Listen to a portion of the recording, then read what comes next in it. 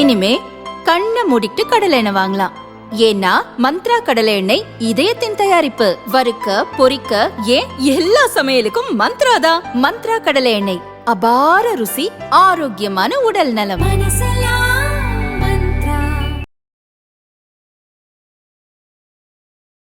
தினமலர் நேயர்களுக்கு வணக்கம். இன்றைய சிறப்பு நேர்காணல் நிகழ்ச்சியில் நம்மோடு இணைந்திருப்பது புவிசார் அரசியல் விமர்சகர் ப்ரொஃபசர் கணேஷ்குமார் அவர்கள். வணக்கம் சார். வணக்கம் சார்.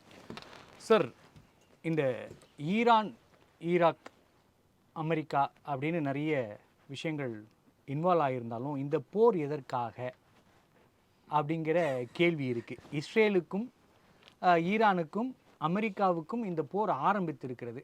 அது எதற்காக ஆரம்பிச்சதுங்கிறத நம்ம மறந்துட்டு மாதிரி தெரியுது சார்.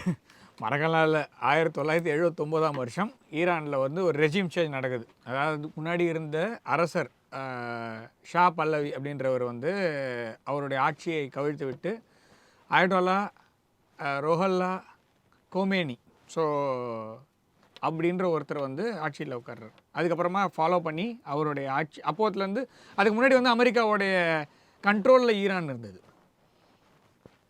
அமெரிக்காவோட கண்ட்ரோலில் ஈரான் இருந்தது. இன்னொரு விஷயம் சொல்லணுன்னா 1971 நடந்த இந்தியாவுக்கும் பாகிஸ்தானுக்குமான போரில் ஈரான் பாகிஸ்தானுக்கு உதவியது. ஈரான் பாகிஸ்தான் சைடில் இருந்தது. நான் சொல்கிறேன் 1971. நான் சொல்ல 79 ஆட்சி மாற்றம் வருது. அதுக்கு முன்னாடி பாகிஸ்தானுக்கு ஆதரவாக அமெரிக்கா, யூகே, நேட்டோ நாடுகள் அனைவரும் இதே மாதிரி என்ன சொல்கிறது டாஸ்க் ஃபோர்ஸ் 74 ஃப்ளீட் 7 கொண்டு நிற்க வச்சாங்க. சரியா? ஸோ அந்த சமயத்தில் பாகிஸ்தானுடைய விமானங்களை ஈரான் பழுது பார்த்தது, இந்தியா அடித்தது. நான் சொல்கிறது 1971. 79 என்னாச்சு? ஆட்சி மாற்றம் வருது. இஸ்லாமிக் ரெவல்யூஷன் சொல்லியது புதுசாக அயட்டோல்லாவோட கண்ட்ரோலில் வருது. அயட்டோலா கவுன்சில்னு ஒன்று ஃபார்ம் பண்ணுறாங்க. அந்த நாட்டோடைய என்ன சொல்கிறது கான்ஸ்டியூஷனை மாற்றி அமைக்கிறாங்க. அதுக்கு முன்னாடி ஃப்ரீடம் இருந்ததுன்னெலாம் சொல்கிறாங்க இல்லையா? ஸோ அந்த நாட்டுக்கு தேவையான மக்கள் புரட்சி மாதிரி வெடித்து அவங்க ஒரு ஆட்சி மாற்றத்தை கொண்டு வராங்க. அன்னியிலேருந்து அமெரிக்காவுடைய வசம் இருந்த, அதுக்கு முன்னாடி யூகேவோட வசம் இருந்த ஈரான் அப்படின்ற நாடு கைவிட்டு போச்சு. எண்ணெய் வளம் மிக மிக முக்கியமாக இருக்கக்கூடிய நாடு. எண்ணெய் இருந்தாலே அந்த இடத்துல கழுகு பார்வையில் தப்ப முடியாது. ஆனால் 79 கழுகு பார்வையில் இருந்தாலும் ஒரு சிம்ம சொப்பனமாக இருக்கிற நாடு ஈரான். ஸோ ஆட்சி மாற்றத்தை மிகவும் விரும்பும் நாடு அமெரிக்கா. ஸோ ஏதாவது ஒரு காரணத்தை சொல்லி ஆட்சி மாற்றத்தை கொண்டு வர வேண்டும்ன்றது அப்போத்துலேருந்து இருக்குது. இப்போ என்ன காரணம் சொல்லி ஆப்ரேஷன் ரோரிங் லைன் அப்படின்னு ஆரம்பிச்சிருக்காங்க. அதற்கான காரணம் என்ன? அதுக்கான காரணம் ஒன்றே ஒன்று தான். என்னென்னா, இஸ்ரேலில் ஒரு அக்டோபர் 7 நடந்த தாக்குதல் நடந்தது இல்லையா? அந்த தாக்குதலுக்கு முக்கியமான காரணம் ஹமாஸ் அப்படிங்கிற தீவிரவாத இயக்கம், பயங்கரவாத இயக்கம்னு எடுத்துக்கலாம். அவங்களுடைய இன்னொரு, அதாவது அதே பிராந்தியத்தில், நான் சொல்கிறது வெஸ்ட் ஏஷியாவோட வெஸ்டர்ன் சைடில் மெடிட்டரேனியன் மத்திய தரைக்கடல் பகுதியில் இருக்கக்கூடிய இன்னொரு ஆர்கனைசேஷன் ஹெஸ்போல்லா அப்படின்னு ஒரு ஆர்கனைசேஷன். இது 2 ஆர்கனைசேஷனும் பயங்கரவாத செயல்களில் ஈடுபடுகிறது. ஹெஸ்போல்லா லெபனனில் ஒரு கட்சியாகவும் இருக்குது. ஸோ இவங்களுக்கு ஈரான் மறைமுகமாக உதவி செய்கிறது, ஹமாஸுக்கு டைரெக்டாகவே உதவி செய்கிறது. ஆனால் இதில் என்ன பியூட்டி அப்படின்னு பார்த்தீங்கன்னா, Hamas it's a Sunni radicalised organisation. ஆனால் இது ஷியா மெஜாரிட்டி கண்ட்ரி. எதுக்காக உதவி செஞ்சாங்கன்னு இனி வரைக்கும் சத்தியமாக தெரில. ஆனால் அந்த உதவி செய்ததுக்காக death to Israel, death to அமெரிக்கான்னு ஆரம்பிக்கிறாங்க ஈரான். அந்த ஒரு காரணத்திற்காக பயங்கரவாதத்திற்கு ஆதரவாக ஈரான் செயல்படுகிறது. பயங்கரவாத குழு ஹமாஸுக்கு உதவி செய்தது. அதன் மூலமாக இஸ்ரேல் மீது தாக்குதல் அக்டோபர் 7 நடந்தது. ஹமாஸை பேக் பண்ணுறாங்க. அதே மாதிரி மேலும் சில பயங்கரவாத குழுக்கள் ஈரான் ஆதரவாக இருக்கிறது அப்படின்னு ஒரு காரணத்தை சொல்லி இப்போதைக்கு ஆப்ரேஷன் எப்ஸ்டீன் ஜூரி தான். ஸோ அதை கொண்டு வந்திருக்காங்க. இது ஒரு காரணமும் காமிக்கிறாங்க. ஆனால் இதோட தவிர வேறு காரணங்கள்லாம் இருக்குது. அந்த காரணங்கள் அமெரிக்காவுக்கு இப்போதைக்கு ஒரு போர் தேவை. சுருக்கமாக இவ்வளோ நேரம் பெருசாக சொன்ன காரணத்தை சுருக்கமாக சொல்லணும்னா, அமெரிக்காவுக்கு ஒரு காரணம் தேவை, ஈரான் மீது அடிக்கணும். அப்போ பழைய காரணத்தை ஒன்று தூசி தட்டி எடுத்துகிட்டு வந்திருக்காங்க. ஆமாம், அணு ஆயுதம். ஆமாம், அதில் எந்த அளவுக்கு உண்மை இருக்குது? ஈரான் மீது இப்போது வைக்கப்பட்டிருக்கிறது அணு ஆயுதத்தில் யுரேனியம் செறிவூற்றுவது, அதாவது என்ரிச்மெண்ட் ஆஃப் யுரேனியம் 60% ரீச் பண்ணிட்டாங்க, 70% ரீச் பண்ணிட்டாங்க, 90% ரீச் பண்ணாங்க. இன்னொரு விஷயம், அவங்க 90% என்ரிச் பண்ணாலுமே கூட அவங்க பண்ணிட்டு போகிறாங்க. உங்களுக்கு என்ன வந்தது? உலகத்திலேயே அணு ஆயுதத்தை கொண்டு போய் ஒரு பொதுமக்கள் இருக்கக்கூடிய பகுதியெல்லாம் வீசினது ஒரே ஒரு நாடு தான், அது நீங்கள் தான். அதாவது அணு ஆயுதத்தை பற்றி பேசவே கூடாதுன்னு சொல்கிற நாடு வந்து எனக்கு தெரிஞ்ச வரைக்கும் அமெரிக்கா தான். ஏன்னா இன்னி வரைக்கும் அதுபடி வெக்கமே இல்லாமல் as a society they are celebrating it. நான் பல தடவை சொல்லியிருக்கேன், இந்த வாட்டியும் நான் சொல்கிறேன், இதற்கும் எனக்கு எதிர்ப்பு எழுன்றது எனக்கு தெரியும், இருந்தாலும் சொல்கிறேன். நீங்கள் வந்து மடுரோவை கைது செய்யும் போது ட்ரக் ப்ராப்ளம்னு சொன்னீங்க, ஓகே. அது வந்து நீங்கள் எந்த குளோபல் ஆர்டரில் வேறு நாட்டோட அதிபரை போய் அந்த நாட்டுக்குள்ளே வந்து கடத்தி தூக்கிட்டு வந்திருக்கீங்க, தாக்குதல் பண்ணி 50 பேருக்கு ஒன்று. அது எந்த குளோபல் ஆர்டரில், எந்த ரூல் பேஸ்டு ஆர்டரில் அது ஒபே ஆகுதுன்னு எனக்கு தெரியல. அதுக்கு மேலே இப்போ இந்த அயட்டோல்லா அலி கொமினி இருக்கார் இல்லையா, இவரை வந்து கொலை பண்ணிருக்காங்கல்ல. ஸோ இது வந்து அசாசினேஷன் எடுத்துக்கலாம். இதை பண்ணிவிட்டு இந்தியா சபாஸ் ஷெரீஃபை கொல்ல போகிறாரு, அப்புறமா இந்தியா வந்து அணு ஆயுதத்தை பாகிஸ்தான் மீது வீசியிருக்கும் நான் மற்றும் இல்லைன்னா வெக்கமே இல்லாமல் ஸ்டேட் ஆஃப் த யூனியன் அட்ரஸில் வந்து ட்ரம்ப் பேசுகிறாரு. ஸோ இப்போ ஊர் முழுக்க எல்லார் பேர்லையும் சேர்த்த வாரி அடைச்சிட்டு அவன் இதை செய்வான் இதை செய்வான்னு, அதை வடிவேலு காமெடி மாதிரி எல்லாத்தையும் சொல்கிறதெல்லாம் சொல்லிவிட்டு நீயே பண்ணிவிட்டு அத்தை மேலே எதுக்கு சொல்கிறன்ற மாதிரி தான் இருக்குது. ஸோ இதில் வந்து ஈரான் மீது தாக்குதல் பண்ணுவதற்கு ஏதாவது ஒரு காரணம் தேவை. அந்த அணு ஆயுதம் அப்படின்றது ஒன்று. ரெண்டாவது வந்து மக்கள் வந்து என்ன சொல்கிறது கிளர்ந்து எழுந்திருக்காங்க. ஆட்சி மாற்றத்தை மக்கள் விரும்புகிறார்கள். அதிருப்தியில் எனக்கு தெரிஞ்ச வரைக்கும் ஐரோப்பிய ஒன்றியத்தில் இருக்க சில நாடுகளில் ஆட்சி மாற்றத்தை விரும்புகிறார்கள். முக்கியமாக அமெரிக்க மக்கள் ஆட்சி மாற்றத்தை விரும்புகிறார்கள். நம்ம பார்க்க முடியுது. ஏன்னா ட்ரம்ப் டவர் முன்னாடி நின்றுட்டு இந்த எப்ஸ்டீன் ஃபைல்ஸ்னு ஒன்று வந்தது. இதில் ஊரில் இருக்கிறவங்க எல்லார் பேர்லையும் கோத்து விட்டு இவர் கன்வீனியண்ட்டாக வெளில போகிறாரு. ஆனால் இதில் முக்கியமான பேர் அடிப்படுறது, பல தடவை அடிப்படுறது அமெரிக்க தலைவர்கள் தான், ஓகேவா. இதில் அமெரிக்க தலைவர்கள் எல்லாருமே உத்தமர்கள் மாதிரியும். இதை செய்தது என்னமோ இஸ்ரேலில் இருக்கக்கூடிய உளவு நிறுவனம், ரஷ்யாவில் இருக்க உளவு நிறுவனம், மற்ற நாள் உன் ஊரில் உன் காலுக்கடியில் ஒரு தீவு இருக்குது, அந்த தீவில் என்ன நடந்ததுன்னா மொசாடை கேளு, எஃப்எஸ்பியை கேளு, கேஜிபியை கேளுன்னா உன் ஊர் சிஐஏ ஊர் முழுக்க வேவு பார்க்குறேன்னு சொல்லி அவ்வளோ பணத்தை செலவு பண்ணி ஒசாமா பின் லாடன் எங்கே இருந்தானே உனக்கு தெரில. ஆனால் சிஐஏ நம்பர் 1 உளவு நிறுவனம்னு வந்து ஒரு மாதிரி ஹாலிவுட் படம் எடுத்துட்டேன். அதே மாதிரி ஈராக்கு கிட்ட வந்து வெப்பன்ஸ் ஆஃப் மாஸ் டிஸ்ட்ரக்ஷன் இருக்குன்னு சொல்லி செய்தியை கலரி விட்டு அந்த நாட்டை குடிசேவராக்கி 10 லட்சம் பேரை கொண்டுட்டு அதுக்கப்புறம் என்ன பண்ணேன், அதில் எதுவும் இல்லை நீ ஹீன்னு சிரிக்கிற. லிபியா அது ஒழுங்காக போயிட்டு இருந்தது. என்றைக்கு டாலரை மாற்றி, அதாவது எண்ணெயை வந்து நான் என்னோட நாட்டு கரன்சிலே வச்சுக்கிறேன், கோல்டு பேஸ்ட் கரன்சி நான் எடுத்துன்னு வர போகிறேன், ஆப்பிரிக்க யூனியனுக்கு தனியாக கரன்சி கொண்டு வர போகிறேன்னு கதாஃபி சொன்னால், கதாஃபி மேலே வந்து இருக்கிற கேஸெல்லாம் போட்டு அந்த நாட்டு மக்களுக்கு கதாஃபியை விரும்பவில்லை. எனக்கு தெரிஞ்ச வரைக்கும் எல்லா நாட்டிலையும் மக்களுக்கு வந்து அந்த நாட்டு தலைவர்கள் மேலே பிடிக்கவே இல்லை. அமெரிக்காவை பொறுத்த வரைக்கும், அமெரிக்கா மீடியாவை பொறுத்த வரைக்கும், அதே மாதிரி யூகேவும் சேர்த்துக்கோங்க. இந்த 2 பேரும் தான் எனக்கு தெரிஞ்ச வரைக்கும் உலகத்தில் இருக்க முழுக்க டிஸ்இன்ஃபர்மேஷனை பரப்பி எல்லா நாட்டு மக்களுக்கும் அந்த நாட்டுக்கு தலைவர்கள் பிடிக்காத மாதிரியும், இவங்க நாட்டு மக்களில் வந்து இவங்க தலைவர்கள் எல்லாம் பிடிக்கிற மாதிரியும், பாலாரம் தேரார் ஓடுற மாதிரி கொண்டு வந்துட்டு கடனில் ஆட்சி நடத்தின நாடுகள் இவங்க 2 பேர் தான். ஈரானில் மக்கள் வந்து காமினி அவர்கள் இறந்ததை கொண்டாடுகிறார்கள் அப்படின்னு நம்ம மீடியாவில் பார்க்க முடியும். எந்த ஊரில் கொண்டாடுறாங்க இதுதான் நம்ம இல்லை கொண்டாடுறாங்கன்னு எடுத்துப்போம். இப்போ எல்லா ஊர்லேயுமே இந்த ஃப்ரிஞ்சு குரூப்னு ஒன்று இருக்கும். அந்த ஆட்சியாளர்களுக்கு பிடிக்காத ஒரு குரூப்பு, அது வெளிநாட்டில் போய் உட்காந்துக்கிட்டு இந்த மாதிரி எதாவது நடக்கும்போது கொண்டாடுற மாதிரி காட்டும். இதெல்லாம் எந்த இடத்துலேருந்து கொண்டாடுறத காமிக்கிறாங்க? இது ஈரானில் காமிக்கிறாங்களா, இல்லை ஷியா மெஜாரிட்டி இருக்கக்கூடிய நாட்டில் காமிக்கிறாங்களா? அந்த மாதிரி அதாவது இவங்களை பொறுத்த வரைக்கும் அப்படின்னா இவங்க சொல்கிறது மாத்திரம்தான் கரெக்டு, வெள்ளையாருக்கும் போய் சொல்ல மாட்டான். அதுலேயும் Anglo Saxon European Christian media பொய்யே சொல்லாது எனக்கு தெரிஞ்ச வரைக்கும். இப்படி தான் வந்து ஃபுல் பரப்புரை நடந்துட்டு இருக்கு. பிபிசியில் ஒரு ஆர்டிக்கல் வந்தது, அதாவது உலகம் முழுக்க ஜென்சி போராட்டம் வெடிக்கிறது, எல்லா ஊர்லையும் வெடிக்குது, சரியா? ஆனால் இந்தியாவில் ஏன் வெடிக்கவில்லை, இந்தியாவில் வெடிக்க வேண்டுமே, ஏன் வெடிக்கவில்லைன்னு ஒரு ஆர்டிக்கல் எழுதுறேன் வெக்கமே இல்லாமல், சரியா? இப்போ நான் வந்து எதை எடுத்துக்கணும்? இப்போ கோமினி மேலே வச்சிருக்கக்கூடிய அந்த குற்றச்சாட்டை எடுத்துக்கணுமா? ஏன்னா வெள்ளைக்காரன் எழுதிட்டான், அப்போ அது கரெக்டாக தானே இருக்கணும். எங்கே இருக்கிறவங்க எல்லாருமே எல்லாம் ஒத்துப்போம்ல, வெள்ளைக்காரன் சொன்னால் கரெக்டு அப்படின்னா இங்கே வந்து ரொம்ப கஷ்டப்படுறாங்க ஜனங்க, அப்படி தானே எடுத்துக்கணும்? அப்படி கிடையாது. இங்கே விஷயம் என்னென்னா, அவனை பொறுத்த வரைக்கும் மீடியா அப்படிங்கிறது, நான் பல தடவை சொல்கிறேன், இன்னொரு தடவை ஒரு படி மேலே போய் சொல்கிறேன், ஆர்மியோடைய ஒரு விங்காக தான் நீங்கள் அமெரிக்கன் மீடியா ஹவுசஸையும் யூகேவோட மீடியா ஹவுசஸையும் பார்க்கணும். ஏன்னா இது இஸ் லைக் டேரெக்டாவோ it is funded by the government, ஓகேவா? ஸோ அவன் வந்து ஒரு டீப் ஸ்டேட் ஆப்ரேஷனாக வந்து ஒரு மீடியா ஹவுசஸை விட்டு முதல்ல கெட்டதாக எழுதுவான் ஒரு நாட்டை பற்றி, அந்த நாட்டுக்கும் அந்த தலைவருக்கும் ஒரு டிஸ்கனெக்டை க்ரியேட் பண்ணுவான். நல்லாவே லிபியாவில் இன்றைக்கி ஃபீல் பண்ணுறானுங்க, ஆனால் அன்றைக்கி என்ன நடந்தது? ஸோ யார் தூண்டி விட்டா? ஸோ இன்றைக்கி வந்து அந்த நாடு குட்டி சவராக போனதுக்கு யார் காரணம்? என்னைக்காவது இவங்க ரெஸ்பான்சிபிலிட்டி எடுத்துப்பாங்களா? எடுத்துக்க மாட்டாங்க. அந்த ஊரில் இருக்கிற வளம் மாத்திரம் தான் இவங்களுக்கு தேவை. ஸோ அதனால நம்ம அமெரிக்காவோட அதனால தான் நான் அப்படி பார்க்குறேன். அமெரிக்கா வந்து இங்கே போர் தொடுக்கிறதுக்கு காரணம் நான் புரிஞ்சிக்க முடியுது. புரியுது.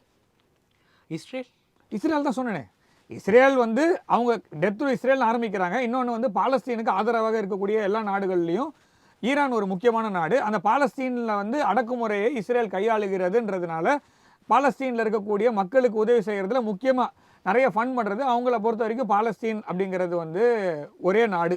யார்? ஈரானை பொறுத்த வரைக்கும். நம்மளை பொறுத்த வரைக்கும் 2 ஸ்டேட் சொல்யூஷன்.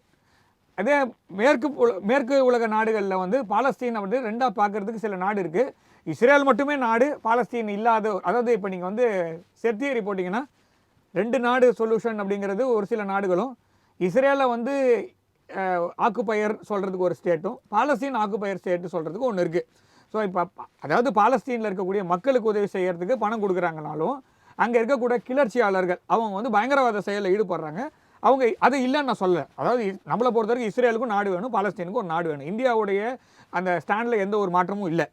ஆனால் ஈரான் என்ன சொல்கிறாங்கன்னா பாலஸ்தீனை வந்து இஸ்ரேல் ஆக்கிரமித்திருக்கிறதுன்றத அவங்களுடைய எண்ணம். ஸோ அதனால் என்ன பண்ணுறாங்க, அவங்க ஹமாஸை வந்து ஒரு பயங்கரவாத இயக்கமாக பார்க்கல. அவங்க எப்படி பார்க்குறாங்கன்னா ஹமாஸை வந்து ஒரு கிளர்ச்சியாளர்கள் என்ன வந்து ஃப்ரீடம் ஃபைட்டர்ஸ்ன்ற மாதிரி கொண்டு போகிறாங்க. அது ஒத்துக்க முடியாது. நம்மளோட பாரத பிரதமரோட வார்த்தையில் சொல்லணும்னா there is no good terrorism, bad terrorism. அதுதான் சொல்கிறேன். இங்கே வந்து ஈரானோடைய இஸ்ரேலோட இலக்கு என்ன அப்படிங்கிற கேள்வி இருக்குங்க. இதில் வந்து இஸ்ரேலுக்கு இலக்கு வந்து அவங்களோட அப்ஜெக்டிவ் அவங்க ரீச் பண்ணிட்டாங்க. ஸோ அதாவது ஒவ்வொரு வாருக்கும் இல்லை ஒவ்வொரு கான்ஃப்ளிக்ட்டுக்கும் ஒரு எஸ்கலேஷன் வரும். அந்த எஸ்கலேஷன் வரும்போது அதோட அப்ஜெக்டிவ் ரீச் பண்ணுறாங்களா இல்லையான்றது தான் பார்க்கணும். அமெரிக்காவோட அப்ஜெக்டிவ் பின்னாடி போகலாம். முதல்ல இவங்களோட அப்ஜெக்டிவ் யார் சொல்கிறது, இஸ்ரேலோட அப்ஜெக்டிவ்ன்றது வந்து அங்கே ஆட்சி மாற்றத்தை கொண்டு வர வேண்டும். அங்கே இருக்கக்கூடிய அயட்டோலா கவுன்சிலில் தூக்கிட்டு ஐஆர்ஜிசியை தூக்கிட்டு அங்கே மக்களாட்சி தத்துவத்தை கொண்டு வர வேண்டும் அப்படிங்கிறது இஸ்ரேலோடைய ஒரு எண்ணம். ஸோ அப்படின்னா இருக்கக்கூடிய இந்த அயட்டோலாவோடைய அப்படி எடுத்துகிட்டு வர்றதால இஸ்ரேலுக்கு இருக்கிற நன்மைகள் என்ன? அவங்க என்ன நம்புகிறாங்க அப்படின்னா அந்த ஆட்சி மாற்றம் வந்து மக்களாட்சி தத்துவம் அங்கே வந்ததுன்னா இஸ்ரேலுக்கு வந்து இந்த மாதிரி ஒரு எதிர்ப்பு வராது அப்படின்ற ஒரு எண்ணம் அவங்களுக்கு இருக்குது. ஸோ அதனால் அவங்களுடைய டார்கெட் என்னென்னா அயட்டோலா கவுன்சில், அதாவது அயட்டோலாவோடைய அந்த பதவியில் இருக்கக்கூடிய அந்த அயட்டோலா அலி அவரை வந்து எலிமினேட் பண்ணால் இந்த பிரச்சனை சால்வ் ஆகும்னு அவங்க நம்பினாங்க. அதனால் அவங்களுடைய operation was very fixed and it was very planned. So they had intelligence, உள்ளே இருந்த இன்டெலிஜென்ஸ் வரைக்கும். நான் சொல்கிறது வந்து அந்த கவுன்சிலில் யார் ஒருத்தர் உட்கார்ந்துருப்பாங்களோ அவங்க லெவல். ஏன்னா பிளான் பண்ணது ஈவினிங்கில், ஆனால் அதை வந்து ப்ரீபோன் பண்ணி எல்லாருமே ஒரே டைமில் இருக்கிற மாதிரி ஒரு மீட்டிங் அரேஞ்ச் பண்ணுறாங்க. அந்த மீட்டிங்கில் 2 பேர் இல்லை, அந்த 2 பேரும் இருப்பாங்கன்னு தான் அந்த மீட்டிங் கவுன்சில் ஃபார்ம் ஆச்சு. ஸோ அந்த மீட்டிங் அப்போ நடக்கும் அப்படின்ற இன்ஃபர்மேஷன் உள்ளே இருந்து ஒருத்தன் சொல்லாமல் இஸ்ரேலுக்கு இது தெரியாது. ஸோ இஸ்ரேலை பொறுத்த வரைக்கும் தே ஹாவ் கிரவுண்ட் இன்டெலிஜென்ஸ் சொல்லுவாங்க. இஸ்ரேல் வந்து it is one of the best intelligence agency. ஏன்னா அவன் அதில் தோத்தானா அவன் கண்ட்ரியே இருக்காதுன்றது தான் கணக்கு. ஸோ அதனால் மொசாடு வந்து they have planned properly and then they gave the plan. So Israeli armed forces கிட்ட கொடுத்தாச்சு, ஐஏஎஃப் வந்து அதை ஆப்ரேட் பண்ணிச்சு. ஸோ இஸ்ரேல் ஏர்ஃபோர்ஸ் வந்து அந்த ஸ்குவாட்ரன் வந்து கிட்டத்தட்ட வந்து 90 விமானங்களில் போய் முதல்ல வந்து எதெல்லாம் விமான எதிர்ப்பு எங்கெல்லாம் இருக்குன்ற இன்ஃபர்மேஷன் அவங்களுக்கு தெரியும். முதல்ல ஒரு ஃபார்மேஷனில் போய் முதல்ல எங்கெங்கெல்லாம் எதிர்ப்பு இருக்குமோ எதிர்ப்பெல்லாம் அழிச்சாச்சு. பின்னாடி வந்த விமானங்கள் எந்தெந்த இடத்துல செறிவூட்டு யுரேனியம் செறிவூட்டுறதுக்கு எந்தெந்த இடத்துலலாம் ஃபெசிலிட்டிஸ் இருக்கோ அது மேலும் அயட்டோலாவும் அந்த எந்த மீட்டிங் நடக்குதோ அந்த பில்டிங் மீது கரெக்டாக துல்லிய தாக்குதல் பண்ணிவிட்டு அவங்க வெளியில் போயிட்டாங்க. ஸோ இதுக்கு வந்து 2 பேர் இடம் கொடுத்துருக்காங்க. ஒன்று சிரியன் ஏர்ஸ்பேஸு. ரீசெண்டாக ட்ரம்ப் அவர்கள் சொன்னார், நான் வந்து அவனை உட்கார வச்சுருக்கேன் அவனை அப்படின்னு சொல்லிட்டு. ட்ரம்ப் அதாவது சிரியாவோடைய அதிபரை முதல்ல ஒரு பயங்கரவாதின்னு சொன்னாங்க. தலையை வெட்டி ஃபோட்டோவெல்லாம் இருக்கும். இதே சிரியாவோட அதிபர் வந்து ஒரு கோட்டெல்லாம் போடுறதுக்கு முன்னாடி அவர் வந்து கெட்டவராக இருந்தார். கோட்டு போட்ட உடனே ஒரு நல்லவர் ஆகிட்டார். கோட்டு போடுறதுக்கு முன்னாடி பார்த்தீங்கன்னா ஒரு அமெரிக்கனோட சோல்ஜர் தலையை வெட்டி கையில் இருக்கும். அப்படியெல்லாம் ஃபோட்டோலாம் இருக்குது. ஸோ அவர் இப்போ நல்லவர் ஆகிட்டார். அவரோட ஏர்ஸ்பேஸ் யூஸ் பண்ணி ஈரான் மீது தாக்குதல் செஞ்சுருக்காங்க. இன்னொன்று நம்மளுடைய பக்கத்து நாடு பிச்சை எடுக்கிறதுக்குன்னு ஒரு நாடு இருக்கும்ல, அது மூலமாகவும் போய் தாக்குதல் பண்ணியிருக்காங்க. இது 2 இடத்துலையும் அவங்களுக்கு வந்து ஈரான் வந்து பதிலடி கொடுப்போம்னு உட்காந்துருக்காங்க. ஸோ இதில் தாக்குதல் பண்ணது இஸ்ரேலோட objective very clear, to eliminate Ayatollah. So அதை பண்ணியாச்சு. நியூக்ளியர் வெப்பன் வந்து அவங்களுக்கு, அதாவது அவங்கள பொறுத்த வரைக்கும் எந்த ஒரு இஸ்லாமிய நாடும், நான் சொல்கிறது வந்து எந்த ஒரு இஸ்லாமிய நாடும் அணு உலை வைத்து கொள்ளக்கூடாது, அணு ஆயுதம் இருக்கக்கூடாது அப்படிங்கிறது தான் அவங்களுடைய அப்ஜெக்டிவ். அது வந்து பாகிஸ்தானும் இதுதான் அமெரிக்காவின் இலக்கு அப்படின்னு நம்ம புரிஞ்சு இல்லை இது வந்து நான் திரும்ப சொல்கிறேன், இது இஸ்ரேலோட இலக்கு. அடுத்தது பாகிஸ்தான் வருமானா அவங்களே சொல்லிட்டாங்க, அடுத்தது பாகிஸ்தான் தான். ஏன்னா அணு ஆயுதம் யார்கிட்ட இருந்தாலும் அதை தூக்குவேன்னு சொல்லியாச்சு. இன்ஃபேக்ட் இஸ்ரேல் வந்து பாகிஸ்தான் அணு ஆயுதம் செய்ய ஆரம்பிக்கும் போது ஓகேவா, ஏக்யூ கான் அவருடைய அதை திருடிட்டு வந்தார். ஆக்சுவலாக ஏக்யூ கான் வந்து ரொம்ப அப்படியே அறிவு ஆர்ந்தவரெலாம் கிடையாது. அவர் வந்து ஒரு இன்ஜினியராக இருந்தார் யூரோப்பியன் யூனியனில். அங்கேருந்து ப்ளூ பிரிண்ட் எல்லாம் திருடிட்டு பாகிஸ்தானில் வந்து அணு ஆயுதம் செய்யும் போது இஸ்ரேல் நம்மிடம் கேட்டது, இதை நான் காலி பண்ணித்தரேன், ஒன்று டேக் ஆஃப் ரைட்ஸ் கொடு, இல்லை லேண்டிங் ரைட்ஸ் கொடு. அப்போ இந்திரா காந்தி அவர்களுடைய ஆட்சி இருந்தது, அவர்கள் வேணான்னு சொல்லிட்டாங்க. ஸோ நாம் பண்ணுறதுனா பண்ணோம், நீங்கள்லாம் வந்து பண்ண வேண்டான்ற மாதிரி அப்படியே பாலிஷ்டாக அடுத்தது இது வந்து இஸ்ரேலோடைய இது. ஸோ இப்போ ஈரான் முடிஞ்சிச்சு, அடுத்தது பாகிஸ்தான் வருமானா எனக்கு தெரியாது. சரி, அதையும் முடிச்சிடுறேன். இப்போ அமெரிக்காவுக்கு வருவோம். அமெரிக்காவுக்கு அப்ஜெக்டிவ் எனக்கு தெரியல. ஓகேவா, அமெரிக்காவோட அப்ஜெக்டிவ் ட்ரம்ப்புக்கு தெரியல. அமெரிக்காவோட அப்ஜெக்டிவ் பீட் ஹெக்ஸத் இருக்கார்ல அவருக்கும் தெரியல. ஏன்னா காலையில் ஒரு அப்ஜெக்டிவ் சொல்கிறாங்க, மத்தியானம் இன்னொரு அப்ஜெக்டிவ் வருது, சாயங்காலம் இன்னொரு அப்ஜெக்டிவ் வருது. ஓகே, அடுத்த நாள் காலையில் அப்ஜெக்டிவ்லாம் முடிஞ்சிச்சுன்னு சொல்கிறாங்க. ஓகே, அவங்களோட மீடியாவில் வந்து அனௌன்ஸ் பண்ணிட்டாங்கன்னா அது அப்ஜெக்டிவ் முடிஞ்சிச்சு. ஏன்னா ரெஜிம் சேஞ்சு தான் சொல்கிறாரு. ஆனால் இந்த ரெஜிம் சேஞ்சில் அவங்க நினச்சது நடக்கலை. ஐஆர்ஜிசி வந்து சதறி ஓடிடும்னு நினச்சாங்க. அவங்க ஐஆர்ஜிசி சதறி ஓடலை. டு பி ஃப்ராங்க் அவங்க வந்து ரீக்ரூப் ஆகிட்டாங்க. இன்னொன்று 86 வயசு ஐடோலாவை கொன்னா அது கவுன்சில் கழிஞ்சோன்னு பார்த்தாங்க. இப்போ என்ன ஆச்சுன்னா இன்னும் ஸ்ட்ராங்கான ஒரு ஆள் தான் வரப்போகிறார். இப்போ அடுத்தது ஐடோலா கவுன்சில் ஒன்றும் இல்லை. மக்கள் வந்து இந்த ஆட்சிக்கு எதிராக போராடுவார்கள் நினச்சாங்க. ஆனால் அப்படி இல்லை. என்ன ஆயிடுச்சுன்னா பேக் ஃபயர் ஆகி 90% மக்கள் வந்து ஈரானோடைய நான் மண்ணத்தினாலும் பரவாயில்ல அமெரிக்கா உள்ள வரக்கூடாதுன்னு முடிவு பண்ணிட்டான். ஸோ இப்போ எல்லாமே இவன் என்னெல்லாம் நினச்சானோ அதுக்கெல்லாம் ஆப்போசிட்டாக போயிட்டு இருக்கு. அதனால அமெரிக்காவோட அப்ஜெக்டிவ் முதல்ல வந்து ஐடோலா ரெஜிம் தூக்கணும்னாங்க. கொஞ்ச நாள் கழிச்சு ஈரானுடைய ஆட்சி, அதாவது ஆட்சி மாற்றம் இல்லை, யுரானியம்னாங்க. ஸோ அதுவும் ரெண்டுமே நடக்கிற மாதிரி தெரியல. இப்போ வந்து அங்கே இருக்கக்கூடிய இஸ்ரேலை காப்பாற்றுறதுன்னு போயிருக்காங்க. இஸ்ரேலை காப்பாற்றுறதுலேயே இப்போ கத்தார்லேருந்து கேள்வி கேட்குறேன், இஸ்ரேலை நீ காப்பாற்றுவே, என்ன யாரா காப்பாற்றுவான்னு கேட்குறான். இல்லை, அந்த கேள்வி தான் அடுத்து வைக்க விரும்புகிறேன். இப்போ இது 3ஆம் உலக போராக மாறுவதற்கு வாய்ப்பு இருக்கா? நிறைய நாடுகள் வந்து இப்போ மூக்க நுழைக்க ஆரம்பிச்சிருக்காங்கன்னு நினைக்கிறேன். கரெக்ட், மூக்க நுழைக்கணும்னு அவசியம் இல்லை. இப்போ வந்து நீ வந்து எல்லா ஊர்லேயும் மூக்க நுழைக்கிற. வெனிசுலாவில் முதல் மாதம், நான் சொல்கிறது ஜனவரி மாதம், பிப்ரவரி மாதம் மெக்சிகோ, மார்ச் மாதம் 1 தேதி தான் ஐடோலாவுடைய அதை செய்தி வெளில வந்தது. மார்ச் 28ஆம் தேதினா மார்ச் 1ஆம் தேதி. ஸோ அடுத்த மாதம் வேறு ஏதாவது நாடு. ஸோ நாடு குடிசேவராக போகுதுன்னா பக்கத்து நாட்டிலலாம் உட்காந்து பிரச்சனை பண்ணுவேன்ற கேள்வி எல்லா நாடும் கேட்க ஆரம்பிச்சிட்டாங்க.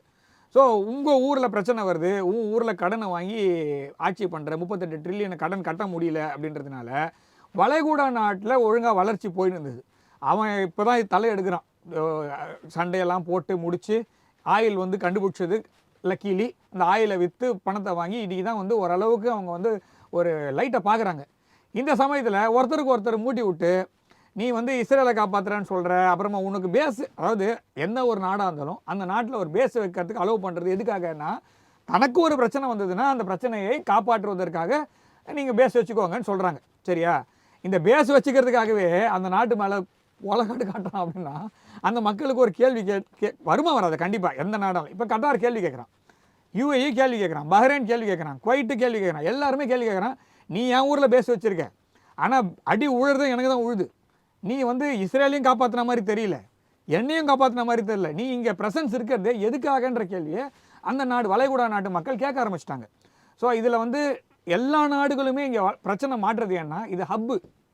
நான் சொல்கிற நாடுகள் எல்லாமே Qatar is hub, UAE is an hub, Saudi Arabia is an hub.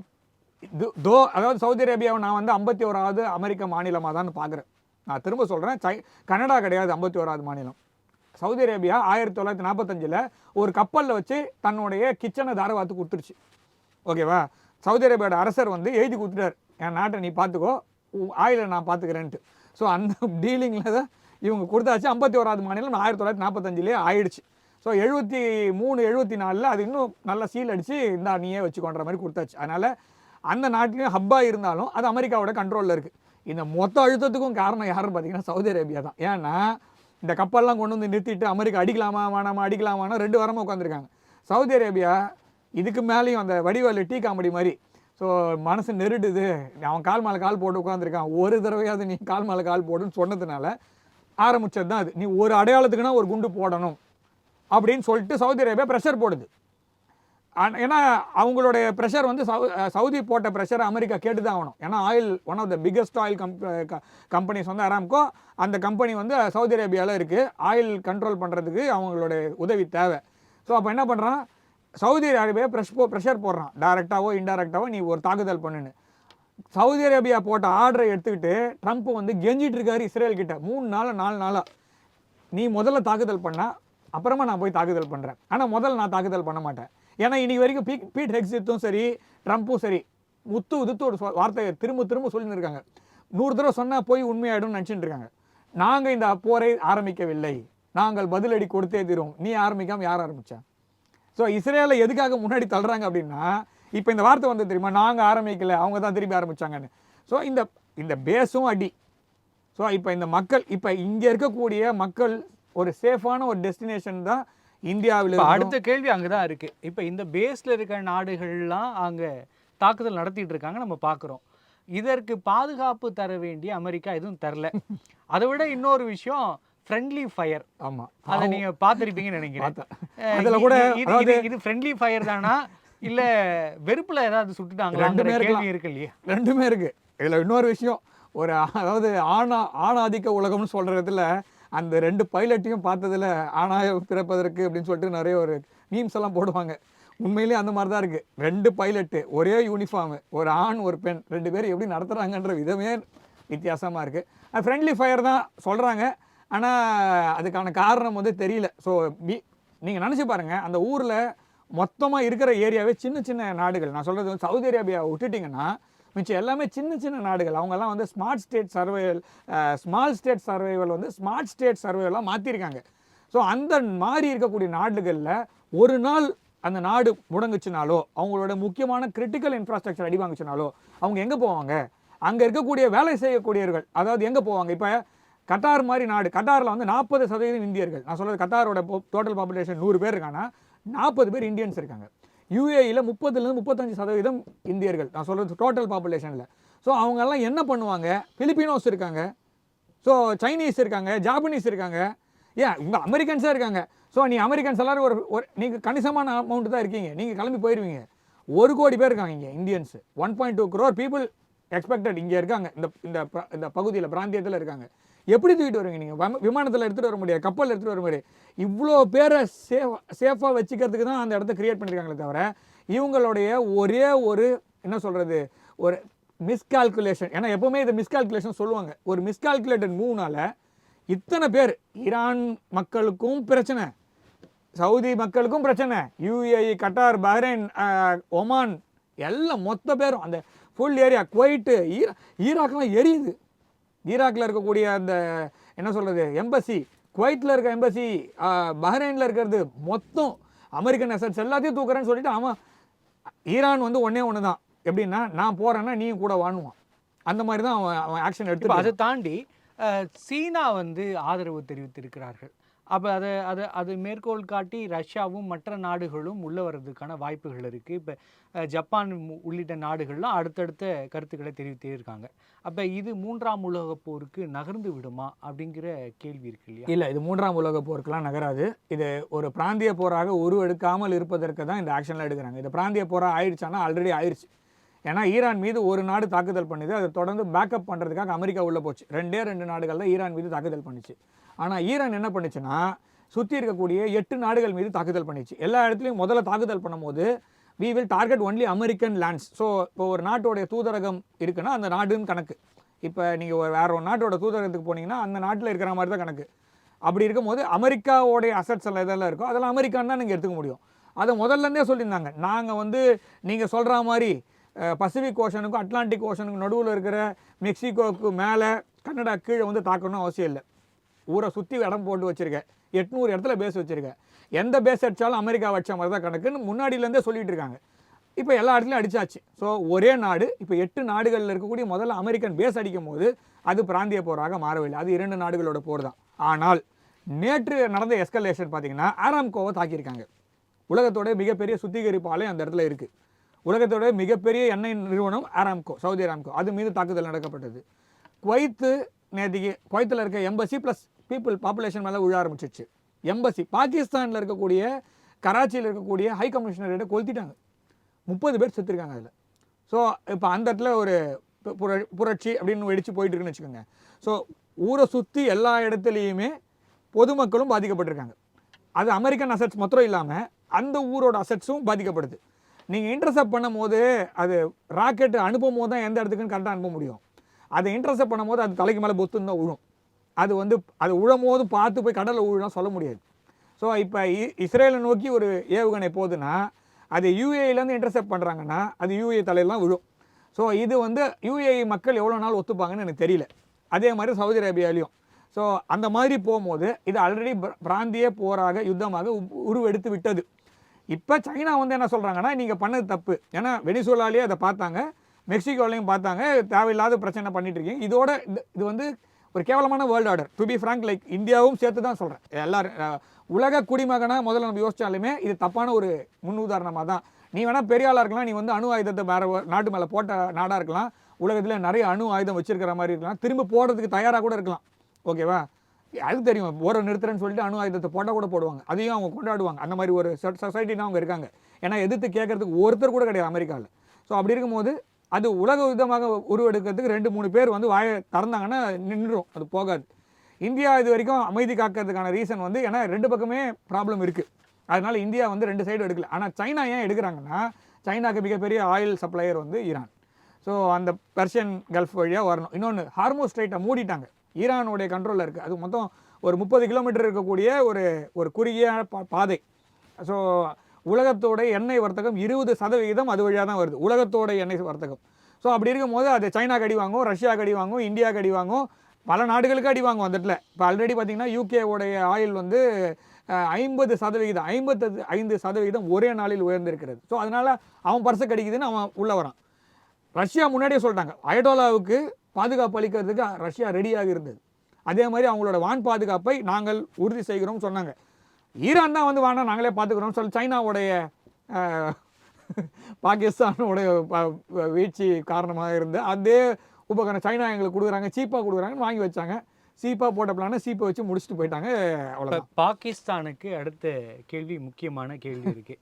Pakistan இப்போ யார் ஆதரிக்கும்? பாகிஸ்தானே ஆதரிக்காது எனக்கு தெரிஞ்ச வரைக்கும். ஏன்னா நேற்றுக்கு வந்து 3 பேர் இப்போ பாகிஸ்தானில் ஆட்சியில் இருக்கிறத நான் பார்க்குறேன். ஏன்னா நீங்கள் வந்து என்னை மாறுபட்டால் நீங்கள் இட சொல்லுங்கள். அதாவது என்னென்னா எப்போவுமே ஒரு கண்ட்ரிக்கு டிஃபாக்டோ லீடர்ன்றது பிரதமர் தான் எப்போவுமே. அதாவது இந்தியா போன்ற ஒரு நாடுகளுக்கு பிரதமர் இருப்பாங்க, அமெரிக்கா மாதிரி இருக்கக்கூடிய டிஃபாக்டோ பிரசிடெண்ட்டாக இருப்பாங்க. பாகிஸ்தான் கிட்டத்தட்ட நம்மக்கிட்ட வந்து பிரிஞ்சு போய் நம்மக்கிட்ட சண்டை போட்டு போனதுனால அவங்களுடைய ஆட்சி திட்டம் கிட்டத்தட்ட நம்மளுக்கு பிரைம் மினிஸ்டர் இது வரைக்கும் டிஃபாக்டோ லீடராக இருந்தார் சபாஸ் ஷெரீஃப். அவர்கிட்ட ஒரு பவுலை கொடுத்து ஊர் முழுக்க சுற்றி வர்றது தான் அவங்களோட வேலை. ஸோ கொடுத்தாங்க. அவருக்கு மேலே ஒரு பதவியை க்ரியேட் பண்ணி ஃபீல்டு மார்ஷல் அசிம் முனீர் அப்படின்னு ஒரு ஆளை கொண்டு வந்து பார்லிமெண்ட்டுக்கு மேலே ஒரு பவர், பிரைம் மினிஸ்டருக்கு மேலே ஒரு பவர் வச்சு அவரை உட்கார வச்சுருக்காங்க. ஸோ இவங்க 2 பேருக்குள்ளே இவங்க தான் யாரோ பெரிய ஆளுன்னு நம்ம நினச்சிருந்தோம். நேற்றுக்கு பிரசிடென்ட் இவர் ஒரு நாள் இந்த மிச்சர் மாமான்னு ஒரு கேரக்டர் வரும் இல்லை நாட்டாம படத்தில், அந்த மாதிரி பாகிஸ்தானுக்கு ஒரு பிரசிடென்ட் இருக்கார். அது வந்து இன்னும் ஆக்டிவாக இருக்காருன்றது எனக்கு வந்து இப்போ தான். ஏன்னா நடுவில் வந்து இம்ரான்கான் போன பிறகு எல்லாமே போயிடுச்சு போல இருக்குது, ஆட்சி மாற்றம் வந்த பிறகு எல்லாமே. ஏன்னா பாதி நாள் ஆர்மிகிட்ட இருக்கும், பாதி நாள் பிரதமர்கிட்ட இருக்கும், கொஞ்ச நாள் ஜனாதிபதி இருக்காரா இல்லையான்னு எனக்கு தெரியாது. நேற்று பார்த்தீங்கன்னா அவர் உயிரோடு இருக்கார்.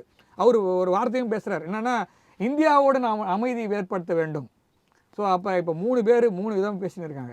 ஸோ பாகிஸ்தான் யாரிடம் செல்லும்னு இவங்க 3 பேர் முதல்ல உட்காந்து, அதாவது மற்ற நாடோட பேச்சுவார்த்தை நடந்ததுக்கு முன்னாடி இல்லை பாகிஸ்தான், துருக்கி இவங்கெல்லாம் வந்து ஒரு ஒப்பந்தம் ஏற்படுத்தினாங்க முன்னாடி.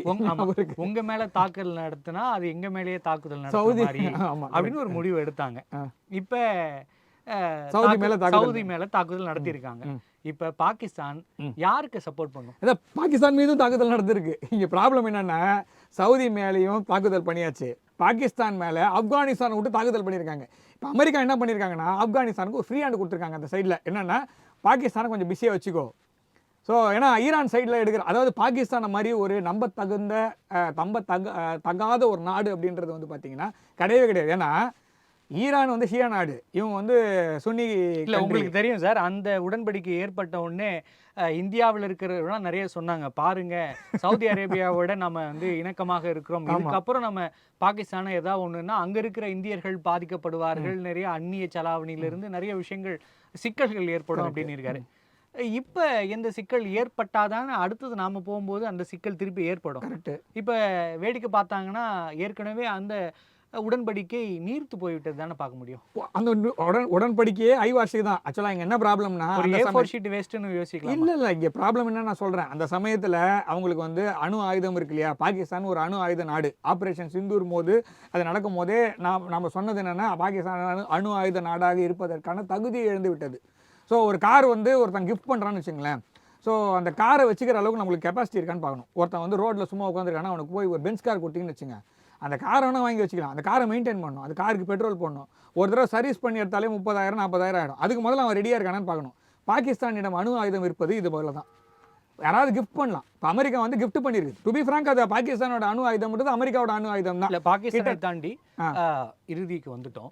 இப்போ சபஹர் துறைமுகத்திற்கு எந்த அளவு பாதுகாப்பு இருக்கும், என்ன பின்னடைவு இந்தியாவுக்கு இருக்கும் இந்த தாக்குதல்களால்? இந்த 2 செக்குமே நம்மளுக்கு தான். இதை நான் முதல்ல நம்ம 2 பேருமே போன வாரம் பேசும்போது இதை பற்றி நம்ம இதை மேற்கோள் எடுத்து பேசணும். இப்போவும் நான் அதை சொல்கிறேன், எப்போல்லாம் வேர்ல்டு ஆர்டர் மாறுதோ, எப்போல்லாம் டாலருக்கு பிரச்சனை வருதோ, எப்போல்லாம் எண்ணெயை நாணயம் வாங்கிக்கிறேன், நாங்கள் எங்களுக்குள்ளே பேசி தீர்த்துக்கிறோன்னு புலிகேசியில் கடைசியில் கிளைமேக்ஸில் வரும்போது இனிமேல் நாங்களே பேசி தீர்த்துக்கிறோம் அப்படின்னு சொல்லிட்டு ஒருத்தர் தலை எடுத்தாங்கன்னா அவங்கள இந்த மாதிரி தான் பண்ணுவாங்க. ஸோ இப்போ இந்த போரில் இதில் வந்து நம்ம 2 சைடு எடுக்க வேண்டாம். ஈரான் சைடும் நம்ம எடுக்க வேண்டாம், இஸ்ரேல் சைடும் எடுக்க வேண்டாம். ஸோ இப்போ நம்ம வேடிக்கை பார்க்குறது எதுக்காக பார்க்குறோம் அப்படின்னா, சபஹர் துறைமுகம் நம்மளுடைய துறைமுகம், நம்மளுடைய ஆளுமைக்கு உட்பட்டது. ஹைஃபா துறைமுகம் இஸ்ரேலில் இருக்குது, அதுவும் நம்மளோட ஆளுமைக்கு உட்பட்டது. ஈரானை விட்டு ஹைஃபாவை அடிக்கிறாங்க, இஸ்ரேலை விட்டு இஸ்ரேல் அடிக்கலை, சப்போஸ் லைக் அமெரிக்கா வந்து சபஹர் அடிக்கிறாங்க. ஸோ இப்போ இது ரெண்டு பாதிக்கப்பட்டால் யாருக்கு நஷ்டம்? அவ்வளோதான். இப்போ ஒரு போர் வந்ததுன்னா யாருக்கு லாபம் அப்படின்றத பார்க்கணுன்னா முதல்ல யாருக்கு நஷ்டம்? இப்போ நம்மளுக்கு நஷ்டம். ஏன்னா 2 பாதை புதிதாக நாம் ஆரம்பித்தோம். நான் திரும்ப அங்கே தான் வரேன். எனக்கு தெரியும், I am repeating it for nth time, I will repeat for nth time. ஏன்னா இது 2மே இந்தியாவோடைய இன்ட்ரெஸ்ட்டு. நான் ஒரு இந்தியனாக தான் இதை நம்ம பார்க்க முடியும், தவிர நான் வந்து வேற ஒரு மதம் சார்ந்தோ ஒரு இடம் சார்ந்தோ இனம் சார்ந்தோ நான் பேச முடியாது. என்னை பொறுத்தவரை இந்தியாவுக்கு எது நல்லதோ அதான் பேச முடியும். ஸோ இதில் வந்து போரில் ஒரே ஒரு பிரச்சனையை கிரியேட் பண்ணி இந்தியாவோட INSTCயும் IMECயும் கேள்விக்குறியாக்கி குளோபல் சவுத் என்று சொல்லப்படுகின்ற நாடுகள் அனைத்தும் யாரெல்லாம் வளரணும்னு நினச்சாங்களோ, நீங்கள் அட்டாக் பண்ண இடம்லாம் பாருங்கள், IMECயில் இருக்குதான்னு பாருங்கள், இருக்குது. இந்த பக்கம் அடி வாங்கினதெல்லாம் பாருங்கள், INSTCயில் இருக்கான்னு பாருங்கள், இருக்குது. இதை விட வெளிப்படையாக நீங்கள் புதுசாக ஒன்று ஆரம்பிச்சிங்கன்னா அதை சொதப்புறதுக்குன்னு நாங்கள் வந்து ஒரு தனியாக பிளான் வச்சுருக்கோம் அப்படின்னு சில நாடுகள், உலக நாடுகள், நான் சொல்லி இந்தியாவுக்கு மாத்திரம் இல்லை, இந்த INSTCயில் எல்லா நாடும் இருக்குது. இந்தியாவுக்கும் ரஷ்யாவுக்கும் நடுவில் இருக்கக்கூடிய பாதை இது. குறைந்தது வந்து 15 நாடுகள் இது INSTCயால் பலன் அனுபவிக்கும். IMECயில் இந்தியாவில் ஆரம்பித்து கிரேக்கம் வரைக்கும் போகுது. நடுவில் இருக்கிற நாடு எல்லாமே பலன் அனுபவிக்கும். ஆனால் இவங்க யாருமே பலன் அனுபவிக்காமல் நாங்கள் சொல்கிறது தான் சட்டம் அப்படின்னு சில நாடுகள் இருக்குது. அந்த வழியாக தான் நீ போகணும், நான் சொல்கிற கரன்சியில் தான் நீ ட்ரேட் பண்ணணுன்றதை கண்டினியூ பண்ணுறதுக்காக தான் இந்த போர் நடக்கிறதா என்னுடைய தனிப்பட்ட கருத்தாக நான் சொல்கிறேன். இப்போ இந்தியாவோட எனர்ஜி செக்யூரிட்டி அதற்கு ஏதும் பிரச்சனை வரும்னு நினைக்கிறீங்களா? அதாவது 1900, நான் திரும்ப ஹிஸ்ட்ரி வாத்தியார் மாதிரி போகிறேன், எல்லாருமே சொல்கிற கமெண்ட்ஸ் வந்து ஹிஸ்ட்ரி வாத்தியார் மாதிரி பழசு போகிறேன்னா பழசு போய் தான் ஆகணும். ஏன்னா 1973ஆம் வருடம் இல்லை 72 73ல் அமெரிக்காவுக்குமே இந்த பிரச்சனை வந்தது. அரப் இஸ்ரேலி வார் போது இதே இஸ்ரேலில் இதே அரப் கண்ட்ரி, இந்த பக்கம் இல்லை இந்த பக்கம் எடுத்துங்க, அப்போ வந்து ஆயில் பம்ப் பண்ணுறது எல்லாம் நிறுத்திட்டாங்க. இஸ்ரேலுக்கு நீங்கள் சப்போர்ட் பண்ணுறீங்க, எங்களால் ஆயில் பம்ப் பண்ண முடியாதுன்னு எல்லா ஆயில் கம்பெனியும் நிறுத்திட்டாங்க. ஜப்பான் வந்து முதல்ல தூதர் அனுப்பி பின்னாடியே கப்பல் அனுப்பிச்சு ஆயில் பாயிண்ட் வந்தாங்க. ஸோ முதல்ல தூதர் கப்பல் போகும், பின்னாடி எண்ணெய் கப்பல் போகும், அந்த மாதிரி ஒரு சிஸ்டம். அப்போ வந்து அமெரிக்கா வந்து ஒரு திட்டத்தை கொண்டு வந்தது, அதாவது ஸ்ட்ராட்டஜிக் ரிசர்ச், ஸ்ட்ராட்டஜிக் பெட்ரோலியம், SPGன்னு சொல்லுவாங்க. அதை வந்து குவித்து வைப்பது ஒரு இடத்துல.